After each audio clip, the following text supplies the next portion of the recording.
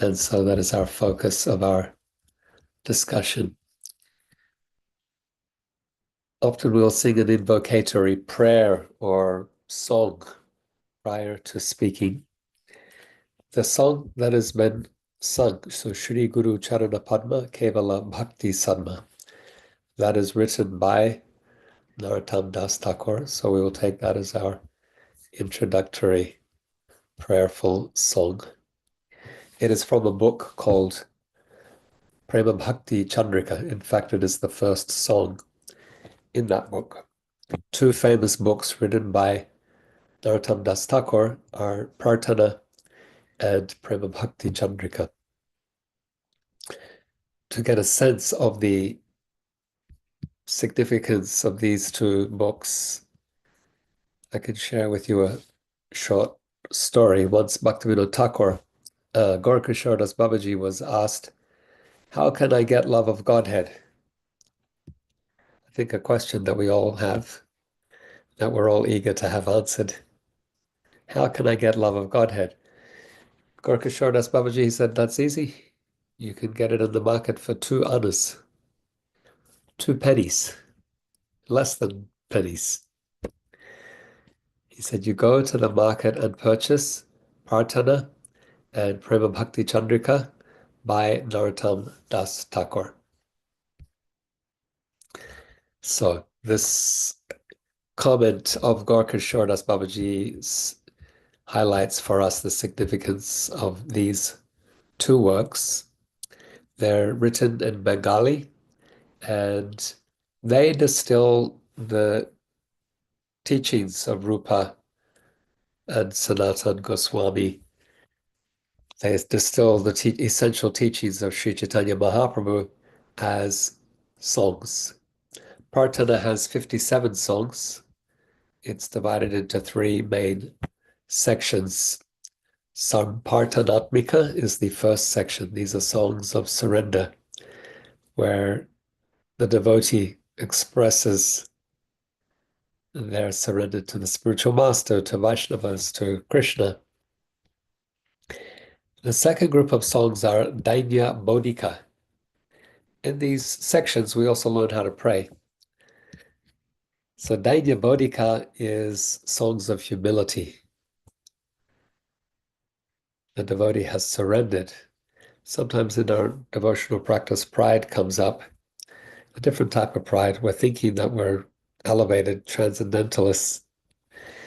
Narottama Das Thakur, he sings of in a mood of great lamentation, in a mood of great humility, recognizing he's expressing unworthiness, begging for mercy. So you'll know some of these songs. Hari Hari Bifale Janma Kanainu. Says, I've wasted my life uselessly because I haven't made full use of the human form of life and taking advantage of the mercy of Sri Chaitanya Mahaprabhu. The third group of songs are Lalasamayi. These are songs of aspiration. So you'll know, like Radhakrishna Pranamore is a song of aspiration. He's saying, I will do this service for Radha and Krishna. Yugala Kishore, Jivana, they are my life and soul. I will pick flowers for them. I will decorate their forms. I will make garlands under the guidance of Lalita and Vishaka. I will serve them in a grove, in a kunj in Vrindavan. So these are very elevated songs of anticipation, aspirational longing for service in Sri Vrindavan Dham. Another song from this group is Shri Rupa Manjari Pada, where he's longing for service to Rupa Manjari, expressing how the service at the lotus feet of Rupa Manjari are his life and soul. Prema, so you can analyze this as Sambandha Abhideya Prayojana, the relationship between the soul and God. There's Sampartanatmika, songs of surrender. Dainya Bodhika are songs of humility, but they're also songs of devotional service and practice. And Lalasmayi are songs for service in perfection. in eternal Vrindavan. That's the Prayojan. Prema Bhakti Chandrika is also wonderful to briefly analyze and overview. It's 9 songs. So 9 songs, these are much longer songs. So the first of them is one that we sing. Shri Guru Charana Padma Kevala Bhakti Sadma. We sing the first 8 verses, is it? The song has something like 20, 24 verses. We only sing the first section or the first group of verses to this much longer song.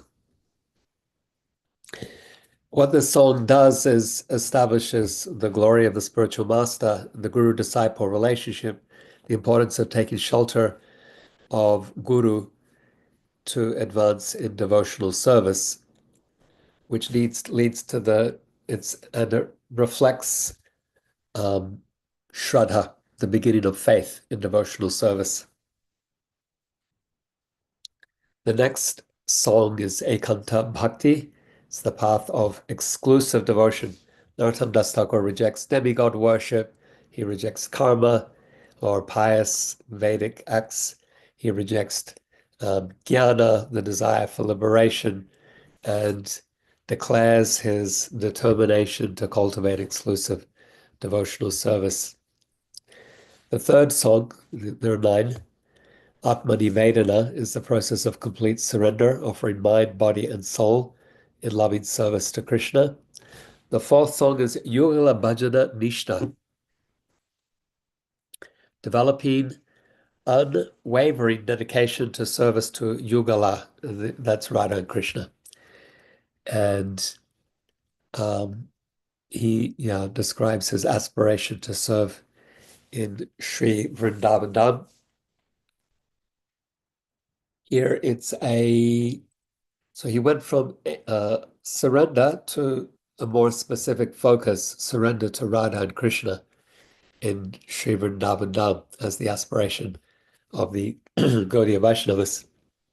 The fifth song is Raganuga Bhakti Riti, where he declares his following of the path of spontaneous devotional service, following in the mood of the Brajbasis. Tishnan Braje Tananuragi Jananugami. The sixth song is Prema Bhakti, topics of meditation on awakening Prema Bhakti, love for Krishna, Radha and Krishna. The seventh, Nirmala Bhaktir Lakshana, the qualities and behavior of the pure-hearted devotee. He's cultivating attitudes of humility and compassion and surrender. The eighth song, Nischala Prema Maya Bhakti, the importance of steady and unwavering devotion in one's love for Radha and Krishna. And then the ninth song is Sarvashesha Upadesh, final instructions of Narottama Das Thakur, emphasizing the essence of bhakti as the ultimate goal of life. If you look at these songs in relation to the Bhakti Rasamrita Sindhu, you'll see how they correspond to Rupa Goswami's Adao Shraddha Tata Sadhu Sangha Tamajana Kriya Tanarta Nivriti, and so on. The 9 stages of bhakti that Rupa Goswami delineates in the Bhakti Rasamrita Sindhu in a single verse and develops through that book, through an analysis of bhakti and a description and a definition of bhakti. Narottama Das Thakur expands on each of those stages with song. And so it's really wonderful. What Rupa Goswami is describing at a theoretical level, Narottama Das Thakur is expressing as a sentiment of a practitioner who is cultivating that stage of bhakti, that stage of devotional service. So they are more immediate and applied.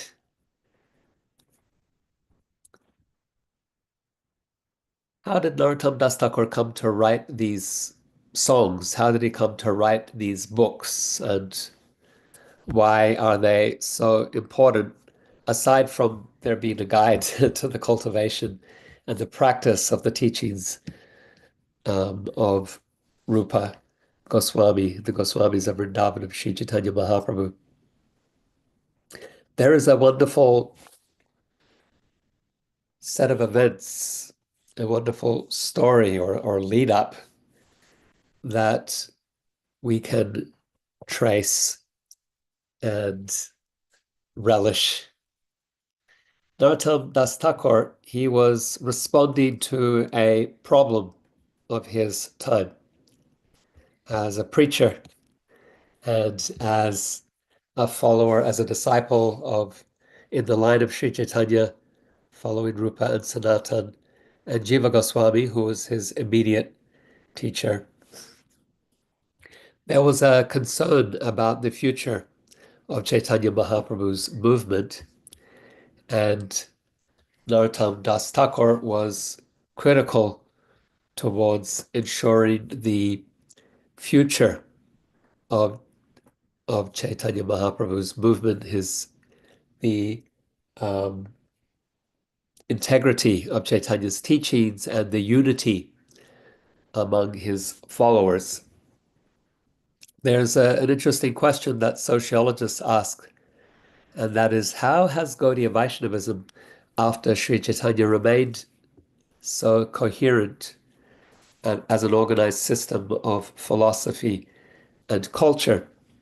And why this question is pertinent is because Chaitanya didn't create an organization as such. He didn't create an organized movement with temples and temple presidents and a GBC. There is no central authority to Chaitanya Mahaprabhu's movement. He didn't establish a mutt. He didn't appoint a successor. He didn't create a council. And so without those organizing mechanisms, how is it that Chaitanya's movement has survived and flourished and become so influential? That's a question that Burke Rochard and other sociologists of religion who've studied Gaudiya Vaishnavism have put forward. And the answer that they arrive at is that this prosperity and unity and coherence has been through soft institutions, essentially ideas, philosophy, literature, plays, temple traditions, spiritual ritual practices. And these have a greater strength than hard institutional power, a coercive institutional power. And so it was the six Goswamis of Vrindavan, Rupa, Sanatan, Jiva Goswamis. They led the devotee community in systematizing Chaitanya Mahaprabhu's teachings as books, writing. Chaitanya Mahaprabhu gave that order for them to write his teachings as books and to establish temples there. Their books were philosophical, but there was also books of poetry. There were plays like Lalita Madhava and Vinagna Madhava. There were treatises that analyzed the Bhagavatam in a systematic way, whether as Brihad Bhagavatamrita or Laghu Bhagavatamrita or Jiva Goswami's Sandarbhas. There were manuals on ritual like Hari Bhakti Vilas. And then Krishnadas Kaviraj Goswami gave a definitive summary of all these teachings interwoven with the biography of Chaitanya Mahaprabhu as the Chaitanya Charitamrita. You can actually tease out the different sections of Chaitanya Charitamrita and see how they correspond to different books of the Goswamis, which is quite wonderful. It's another class for another day, should there be any such interest. One issue, however, is that these teachings remained in Vrindavan, and most of Chaitanya Mahaprabhu's followers were in Bengal and Orissa. And so there needed to be a transference of these writings to the other side of the Indian subcontinent.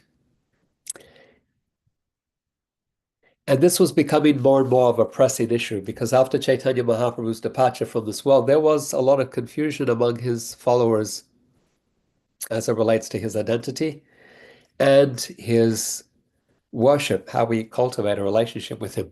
Who was Chaitanya? Was he Narayan? So there's that idea.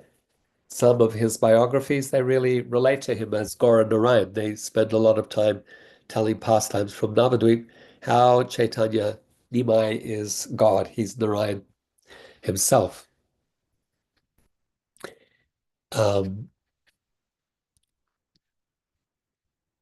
how is he to be worshipped? So that's another question. As Gaura Narayan, then he's worshipped with awe and veneration.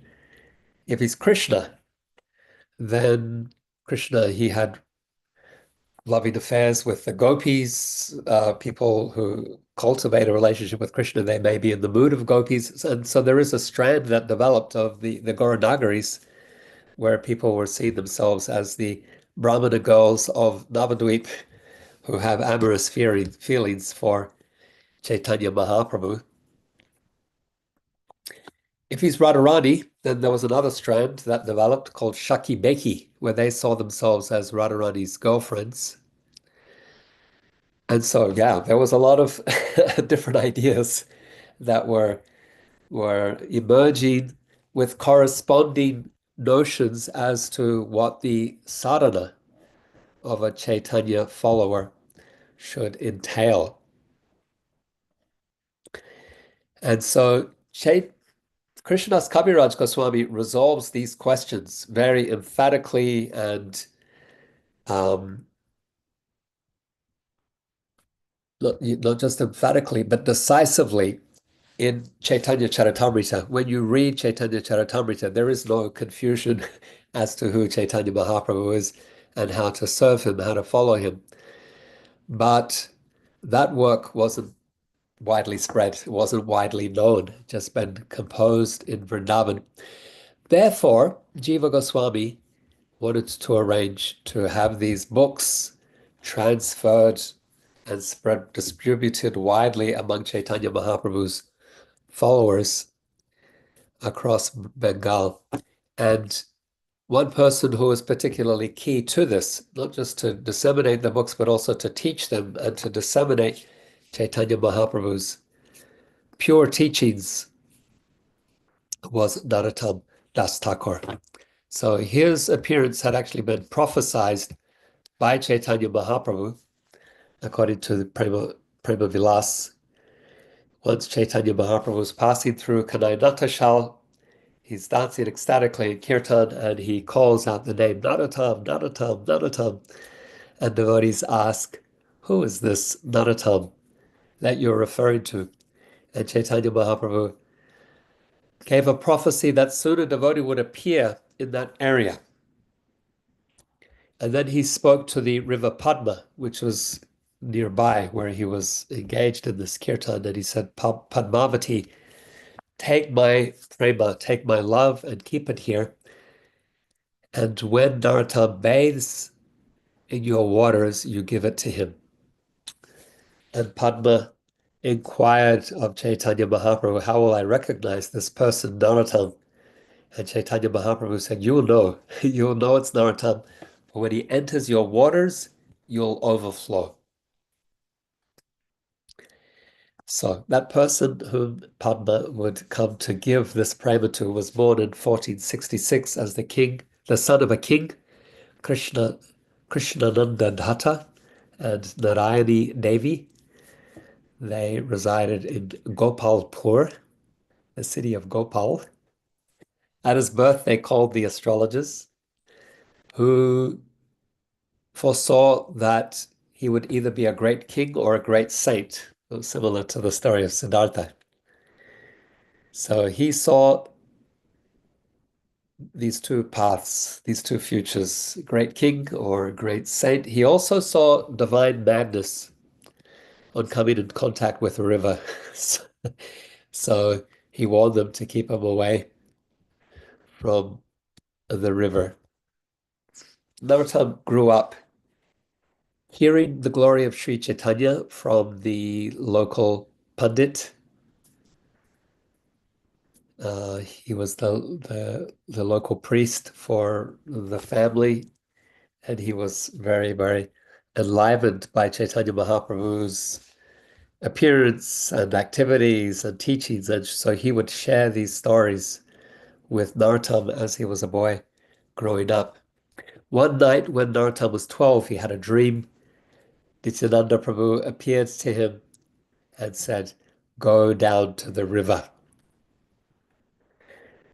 And so Narottama woke up, recalled his dream, recognized that he had received an instruction from Nityananda Prabhu. And so he got out of bed. He went down to the river Padma.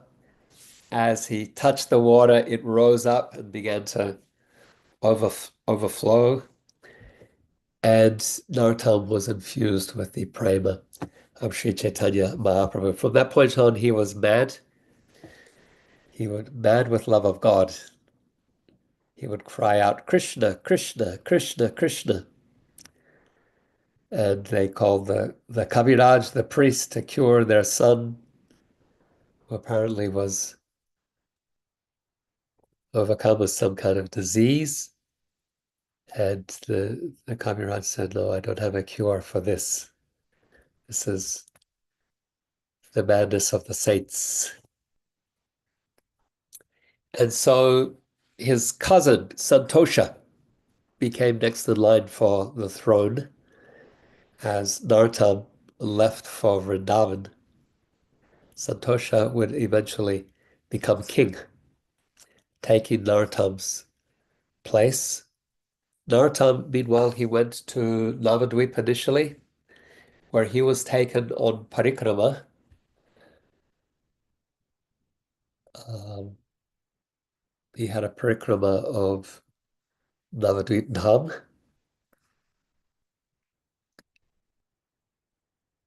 And then he continued his journey to Vrindavan. By the time he reached Vrindavan, Rupa and Sanatan had already passed.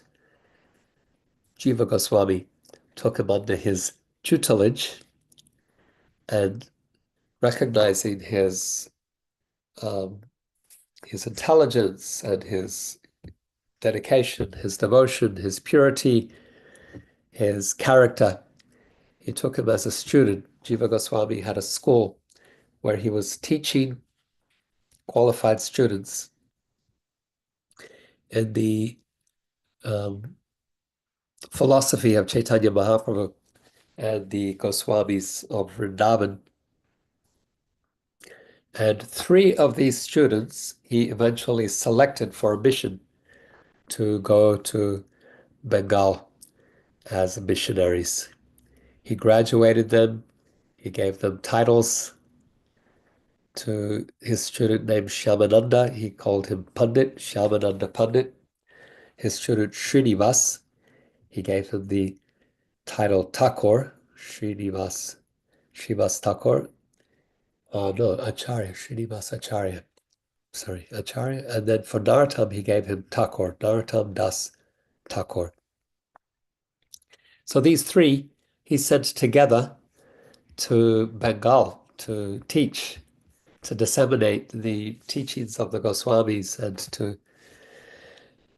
he sent them with a bullock cart load of books. So you'll know that story. It's a famous story of how that bullock cart, they traveled with that cart and came to a kingdom in northern Bengal where there was a king named Bir Hambir, who was also a bit of a robber.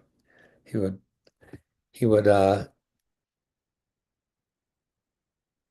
refill the state treasury by stealing from travelers, merchants who passed through his kingdom. That's another story. Jiva Goswami had entrusted these three with the books, with their mission to teach.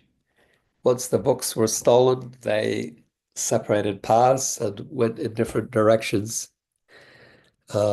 Narottam returned to Gopalpur to his cousin Santosha. He solicited his support in his mission, and he set about traveling all across Bengal.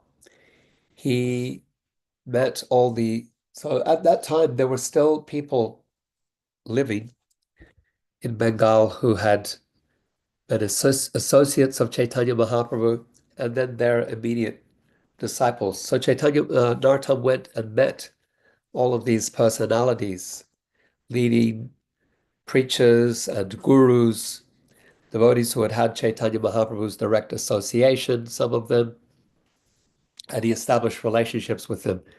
He would meet them, he would give them gifts, he would exchange sweet words, he would tell them about Vrindavan. So that was one of his prongs of his strategy.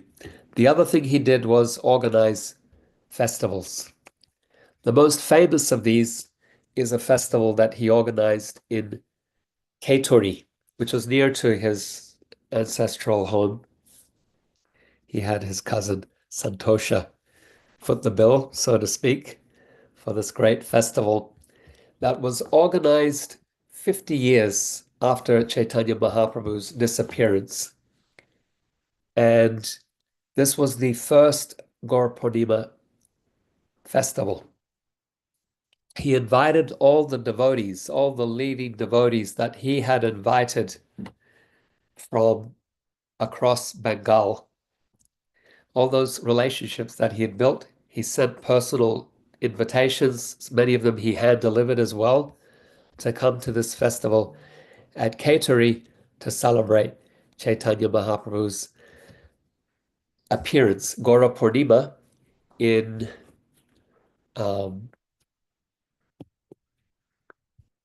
as a unified community. During the festival, there was an installation of deities, 6 sets of deities, 5 of Krishna, 1 of Gauranga, were installed, and he had all the leading mahants and devotees involved in that installation ceremony. One of those deities I have seen, well, I've seen a few of them, but the golden Chaitanya Mahaprabhu deity I actually saw once with Radhanath Maharaj and Indradyumna Maharaj. He's actually made of gold. He's so tall, so I don't know how to say that in feet. He's like half a meter. I don't know how to translate that, sorry. Half a meter tall. He's made of solid gold, and he's worshipped in northern Bengal. So Radhanath Maharaj and Indradyumna Maharaj drove from Mayapur one day it's a small town where one of the descendants of Chaitanya Mahaprabhu's followers' ancestral home is. That's where the deity is worshipped. Most of the year he's kept in a bank vault in a safe. But then a few times a year he's brought out. So yeah, I had the good fortune of traveling with the Maharajas to go and have that darshan. It was a quite very close darshan. We were inside the deity room, sitting right in front of the deity.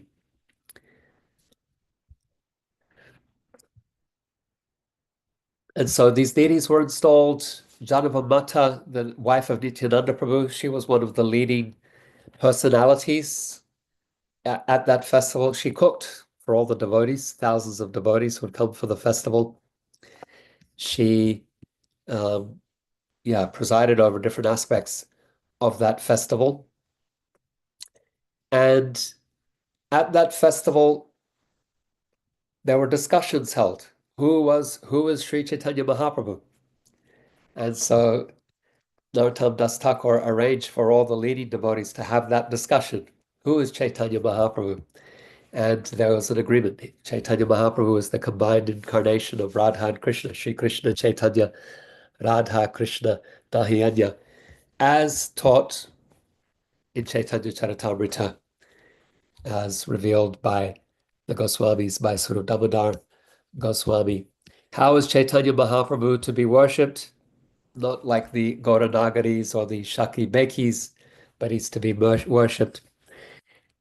In the mood of Vaidhi Bhakti, well, through a practice that is similar to Vaidhi Bhakti, but in a mood of cultivating Raga Nuga Bhakti at the high, more mature levels of practice.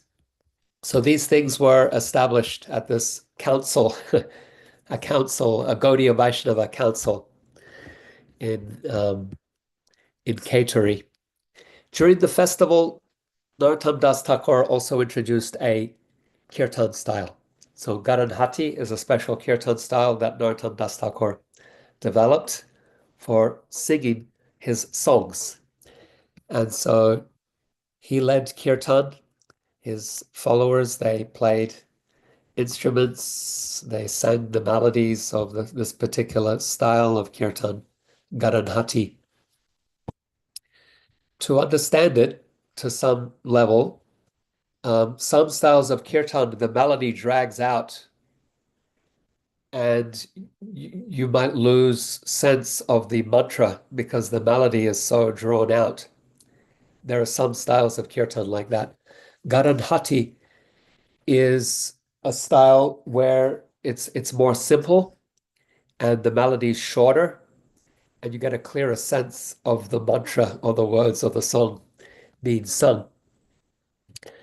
In a sense, you might say that how we sing or how we were taught to sing kirtan in ISKCON following Prabhupada and Bhaktisiddhanta Saraswati, it's closer to Garanhati than other kirtan forms that you can find in Bengal. There are other kirtan traditions. What we do is an approximation. I won't say we do Garanhati because, as Prabhupada said of his Western disciples, you are Kali Yuga Vaishnavas. So, but it is more closer to Garanhati than other kirtan forms. He also, yeah, so these songs, this kirtan is, they sing the holy names, but they also sing the songs that Narottama Das Thakur composed, Prarthana Prema Bhakti Chandrika, where what he does is very wonderful. He distills, as we discussed earlier, the more complex ideas of the writings of Rupa Goswami in a very accessible and immediate way, and teaches the practice of bhakti.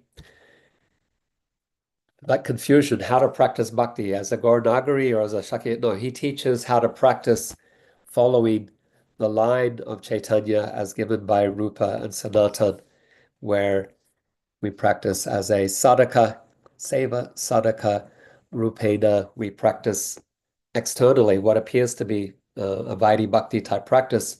Internally, over time, then there is a more spontaneous mood of service that awakens and is cultivated in later stages. So Narottama Das Thakur teaches that in an accessible way, in an immediate way in his songs. And he shared those with that kirtan during this Gaur festival. And something wonderful happened during that festival. At the peak of the kirtan that Narottama Das Thakur was leading, devotees were in ecstasy, and those present had a vision where they saw among them the Panchatattva. They saw Sri Chaitanya, Nityananda, Gadadhar, Advaita, and Srivas Thakur come among them and dance in that kirtan. And so you can imagine Janavamata, for example, Nityananda Prabhu's wife, pining in separation. Other devotees who had had Chaitanya Mahaprabhu's association but hadn't seen him for so long, pining in separation. Others who had only heard of Sri Chaitanya, now they have this opportunity to see the Panchatattva manifest before them. You can imagine, we can only get a glimpse of the ecstasy that they would have felt in that moment. The last thing I'll say about Narottama Das Thakur is that he initiated disciples. He was a Kayashta by birth, so closer to a Kshatriya, I said he was a prince, born a prince. So generally giving diksha, historically, traditionally, it's brahmanas who give diksha to others. Narottama Das Thakur gave diksha across to people from across society, Kshatriyas, Vaishyas, Sudras, and Brahmanas as well. That created some controversy. Brahmanas complained about a Kayashta initiating Brahmins. They um, they complained to other kings about this travesty that was taking place. And there are stories related to this, the debates that were held concerning Narottama Das Thakur initiating Brahmanas. He establishes a higher principle that we understand well in ISKCON, that bhakti transcends birth, bhakti transcends social position as well. And the qualification of guru, Narottama Das Thakur, he says, Grihe tako, bane tako, sadahari mole tako. Whether one lives in the forest as a sannyasi or in the home as a grihasta, if they know the science of Krishna, I want their association. Ye Krishna tattva metta, say guru hai. If they know the science of Krishna, they are guru. So there is a pastime of Narottama Das Thakur's disappearance. I won't tell it because I recognize we're a little bit over time for questions and comments. Just let me say that in conclusion, Narottama's legacy is one that we are grateful for. He was instrumental, well, critical in the preservation of the pristine teachings of Chaitanya Mahaprabhu, the survival and the flourishing of Gaudiya Vaishnavism, and his approach to this is also very instructive for us. Following in Chaitanya Mahaprabhu's line of not relying on hard institutions, his approach was to cultivate these soft institutions from a sociological perspective. It's song, it's festivals, it's relationships. And drawing on these song, kirtan, songs, lyrics, festivals, relationship building, he was able to harmonize doctrinal differences, to unite diverse communities, and transmit the, what we can say, complex teachings of Chaitanya Mahaprabhu in a very accessible way across Bengal's villages and towns, among both the educated elite, but also the common people as well. So there is lots of important instruction for us there. I will conclude with that. Any comments, questions, or reflections?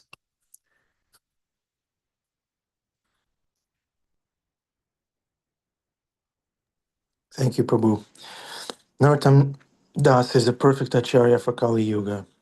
He preserved the Sampradaya and he made it available to us.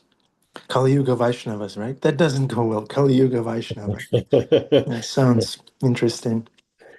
But yeah, Bhakti Center.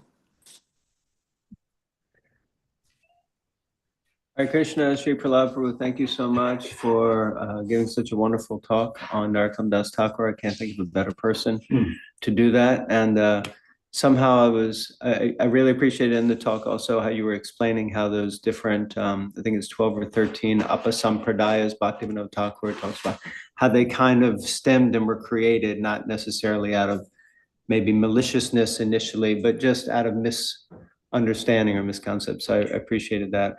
And I was also thinking at the end, because it looked like maybe at one point you were looking for your harmonium, you were going to show us something. And I was thinking, yes, we should have Sri Prahlad Prabhu come and do a bhajan evening where we focus on Narottama Das Thakur's songs, and you can explain them, we can talk about them together, and then we can sing these together. So I'd like to create an open invitation for you to please contact me and let's arrange a community evening where we sing Narottama Das Thakur's bhajans together with you. Hari Hari. Hari Bol, Hari Krishna. Hare Krishna. Animal. What can we say after a class like that? But wow, so extraordinary. Grateful, sweet and full of details and wisdom. There was a question that came up. Okay, so Lord Chaitanya arranged somehow or other imparting his ecstasy into the water of the river. Yeah. And predicted that Narottama would come there and bathe there. And when he stepped into the water, the river was instructed to bestow this ecstatic empowerment on him. And Yes. the question came up, well, what about us? Well, what about us? How do we get that sweet, super nectar that Lord Chaitanya obviously wants to pass down and distribute? And then, what's his name? I can't think of his name offhand, but Maharaj was saying, well, the songs of Narottama Das Thakur, and especially this song, Shri Guru Charana Padma Kevala Bhakati Sadma, that the words of this song and the singing of this song will have an equivalent um, dispensing the powerful ecstasy of Lord Chaitanya on whoever sings it. So Srila Prabhupada's arrangement is that we chant this Guru Puja song every day. Yes. And besides doing it as an offering to the Lord and following the instructions of our spiritual master, it is said, and you can confirm this or refute it if I've heard, that that this is the Krishna's arrangement. We take up the song, we hear this song, we sing this song, and the mood of Lord Chaitanya and the ecstatic symptoms that he was giving to Narottama are available to us in that way. Have you heard that? Not specifically that song, but thank you. Thank you for sharing that. That's wonderful. And as you're speaking, I'm just remembering a line from the song, Prema Bhakti Yaha Hoite Avidya Vinasagate. Yeah. That prema is being received. Prema Bhakti Yaha Hoite, the spiritual master is giving that prema bhakti. And so there it is. And it wasn't just for Narottama, but it's for everyone. Mhm. We can accept it, we can distribute it, and experience it. According to what I've heard, I'm trying to think of the devotee who told us that. What's his name? Butsaha's guru. Butsaha? European thin cowboy, white guy. What's his name? What's his name? Huh? What? Not Mahavishnu Maharaj. Who? I don't know. No. And Gosh, Krishna I'm sorry. Kumari has her hand raised. Oh, also. Gaurish Prabhupada, Hare Krishna. Thank you. It correlates with Gorkishore Das Babaji's statement, who said, he was asked, how can we get love of God? And he said, you go to the market and buy Prema Bhakti Chandrika. Yes, Yeah. yes, and that So song. that's the correspondence, because that's the very first song of that book. So Prabhupada may, if you're saying Prabhupada said that, then Prabhupada may have been just drawing on what Gorkishore Das Babaji had said as well. Why not? Yeah. Yay. Thank you. And Krishna Kumari had her there. Hi, Krishna. So nice to be in your association. Seeing all the Vaishnavas around you smiling. It's very lovely. I've been diving deep into the Sri Dharma. And the reason why is, as a lady, trying to understand, why we do these certain rituals for women. So that's how I started listening and looking into it. And it's quite beautiful for women to understand, why they don't go to the temple when they're menstruating and the different chakras. But what's really brought up is about women going to different temples so that they can access different chakras for giving birth and different things that happen within the body in relation specifically to certain deities and how the deities are placed in the temple. It's very intricate. But in the presentation, she would talk about how, like, sometimes you enter a temple, and she would say that the Chaitanya enters into you. So I was just wondering about that, like, you know, if in your you're very learned and vast and been around both India and the West, just this kind of idea where, like, there actually is a Chaitanya of each deity, like, even besides what we believe, and what this, how that relates to Nimai getting the name Chaitanya. I was just really pondering a lot about Chaitanya and the meaning. Okay. Hare Krishna. Yeah, Hare Krishna. Thank you. So Chaitanya means consciousness, and Prabhupada speaks in the, I think it says introduction to the Bhagavatam, or maybe the Chaitanya Charitamrita, where he talks about Chaitanya as consciousness that we cultivate or we awaken within us. Of course, we are consciousness. We are Jiva Sarupa. We have consciousness as our nature, but our Krishna consciousness is dormant, and by the mercy of Guru and Krishna, we become aware of ourselves as consciousness. And so Chaitanya Mahaprabhu, so Prabhupada was describing, I felt it was quite wonderful, and even, yeah, non-traditional. Well, I hadn't heard that explanation given before, how he was explaining that Chaitanya is something that will awaken within us through following his teachings, or spiritual consciousness will awaken within us. That's as close as I could get to what you're asking about there, where the deity has been invited to be present in that form and to be worshipped. And so this person that you were listening to could be sharing that when you enter into the temple before the deity, just their glance upon us, their glance upon our heart can awaken a certain consciousness within us. Thank you. Hare Krishna.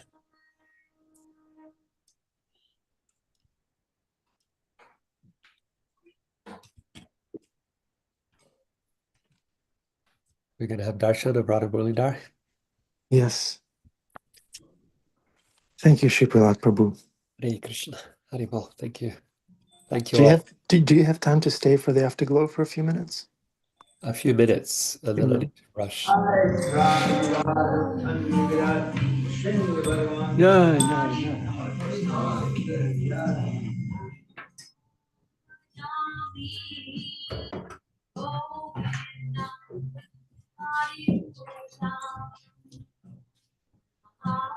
Bhajami Govindam Hari Purusham Bhajami Sriram Bhagavatam Mara Vindadalaya Kasham Bhagavatam Dasasitam Buddhagasunaram Kandavakoti Kamaya Abhishek Dasoba Govinda Hari Purusham Aham Bhajami Govinda Hari Purusham Aham Bhajami Govinda Hari Purusham Aham Bhajami Angaliyasya Sakale Yave Shimati Yantipa Trikalyanti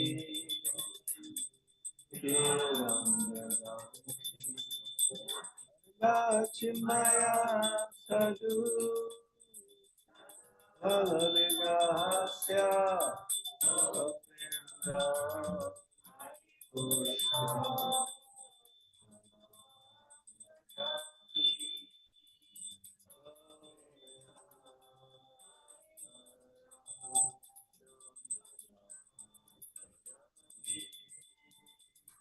Govinda Hari Purusha Bhajami Govindam Hari Purusham Bhajami Govindam Hari Purusham Bhajami Govindam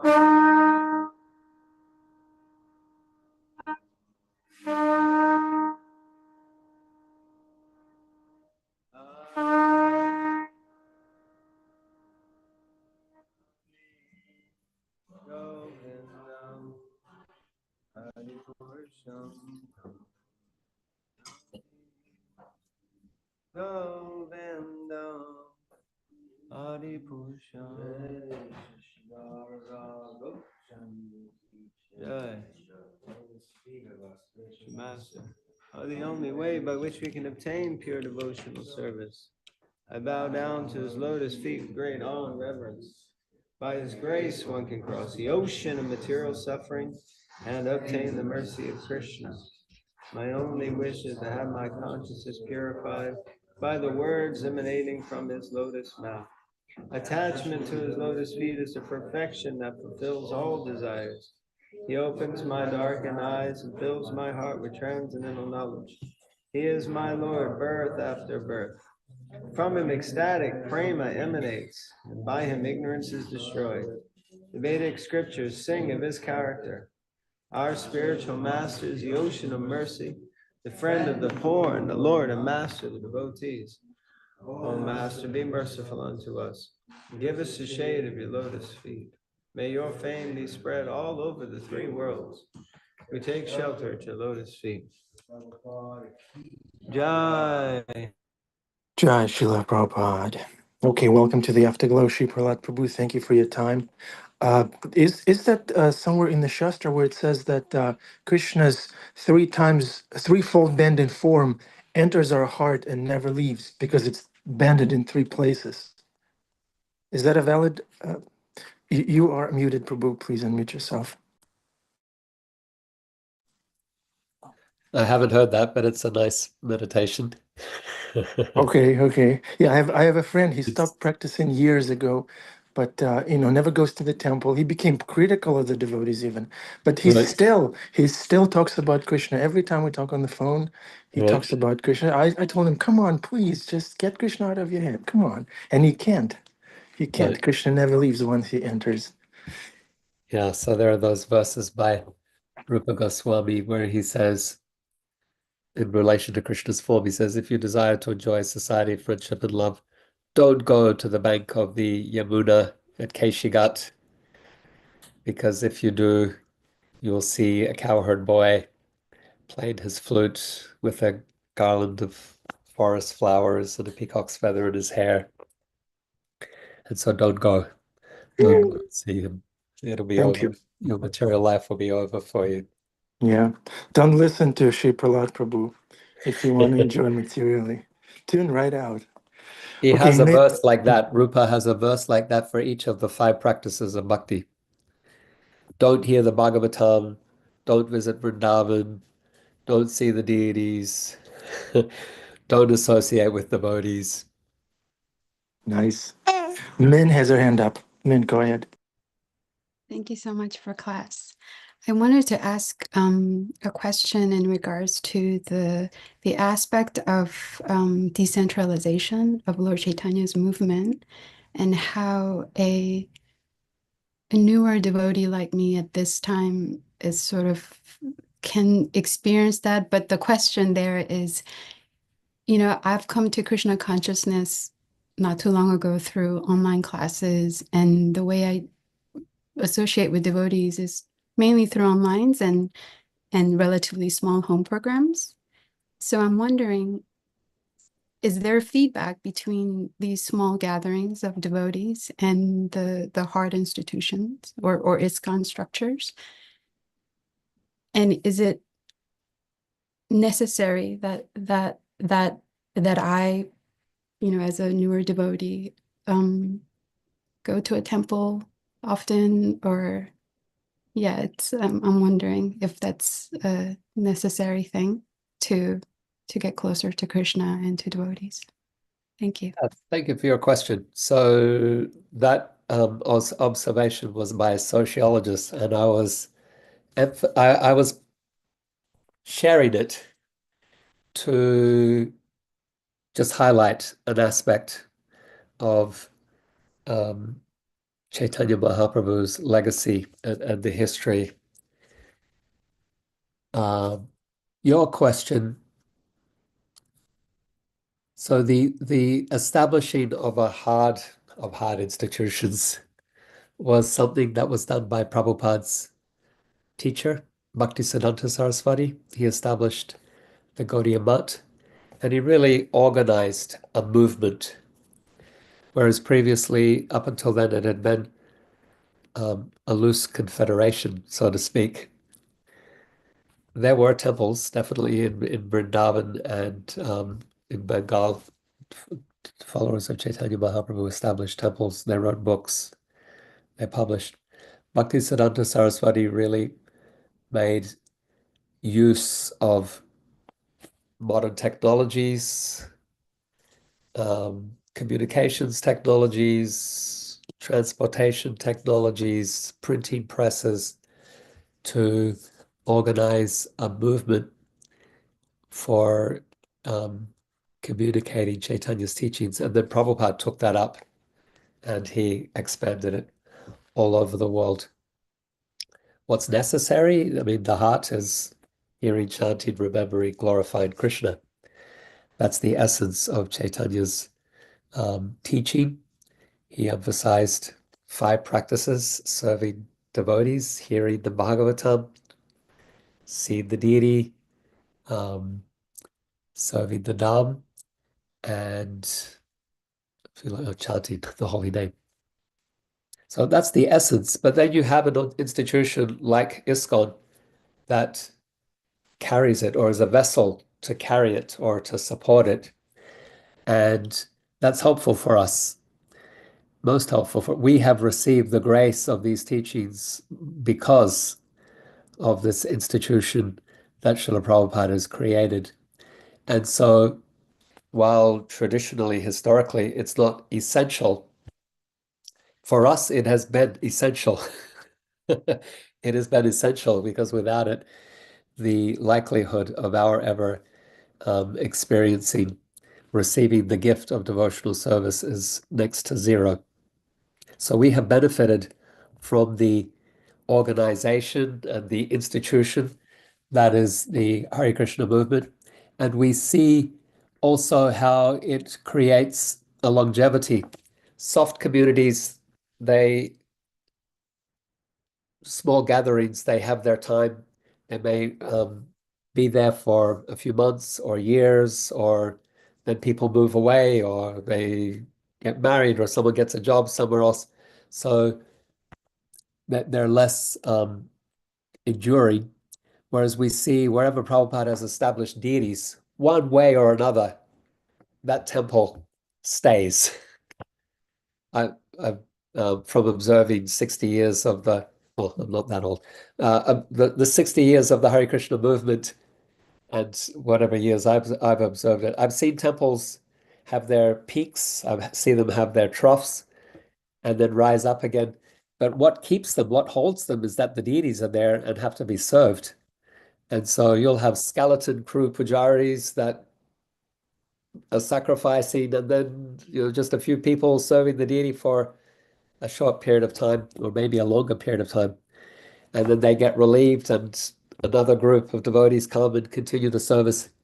So there's definitely great benefit to having an institution like ISKCON to carry Chaitanya Mahaprabhu's mission, his movement forward.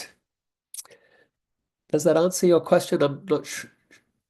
Yes, thank you. And I just wondered if there's because I think it's really wonderful. The culture has been preserved through the small gatherings, but also there's, a structure like ISKCON that's sort of, like you said, carrying the entire movement in a more solid way.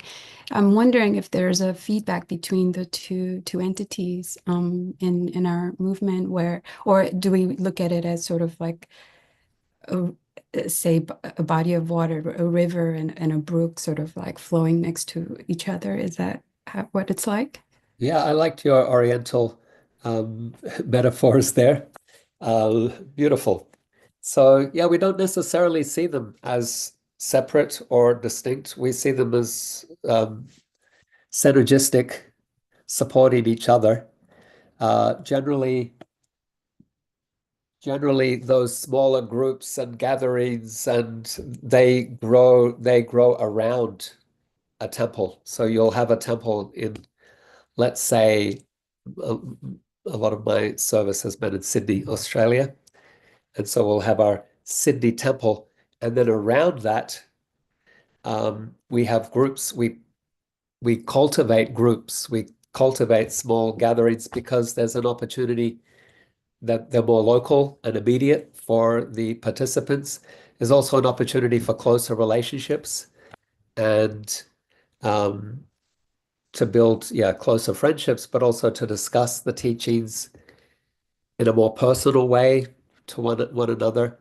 And so we encourage these small gatherings to flourish and thrive all across the city, the metropolitan area, and beyond.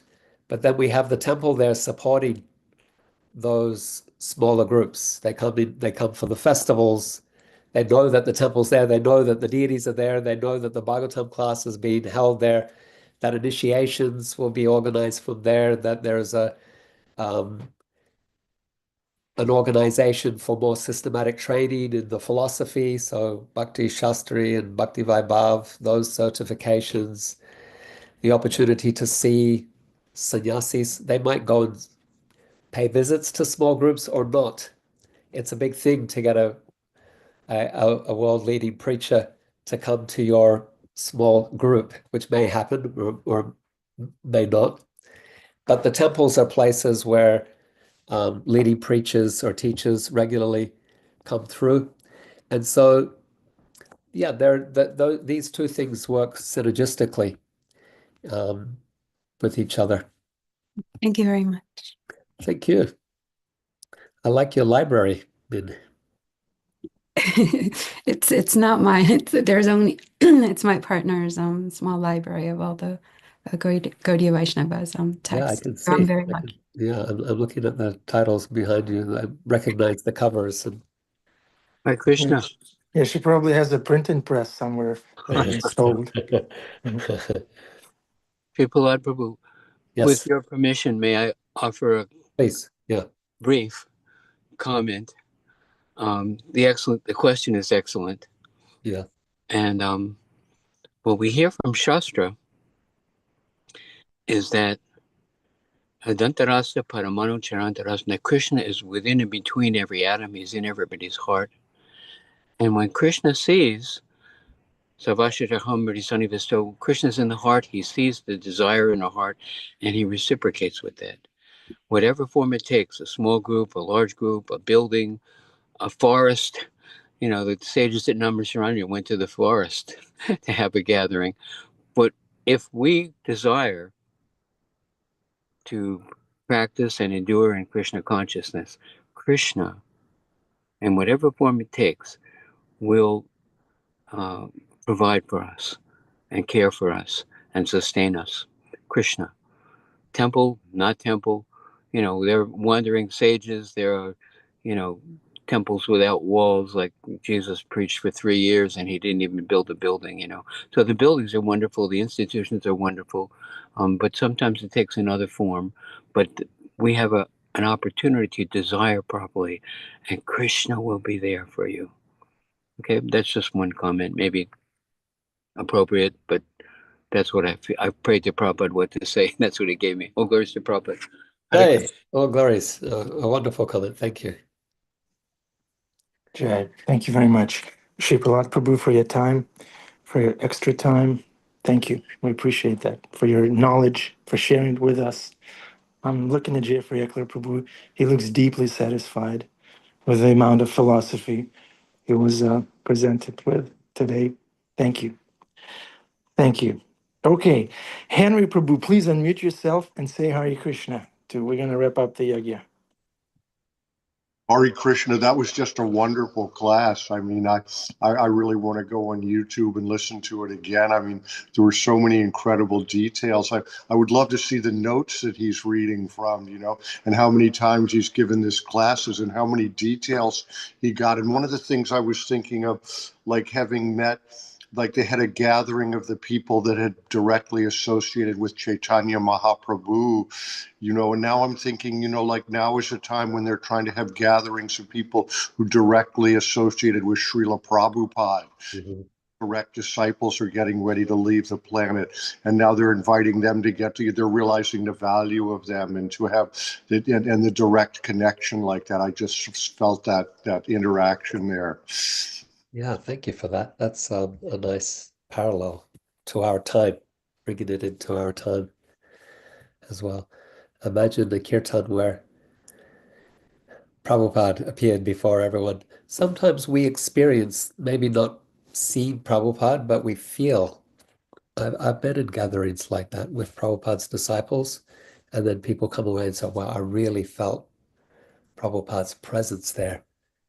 And so, yeah, there are parallels to our time. This movement continues. It is a continuation of that which Sri Chaitanya Mahaprabhu established, and we can feel that tangibly as well. Thank you for pointing out that nice parallel. Thank you. Thank you, Adipusha Prabhu. Thank you, Arjuna Prabhu, our dear Srila Prabhupada's disciples, for your association, for channeling Srila Prabhupada's love and care and wisdom. Thank you. Okay, Hare Krishna. Thank you very much.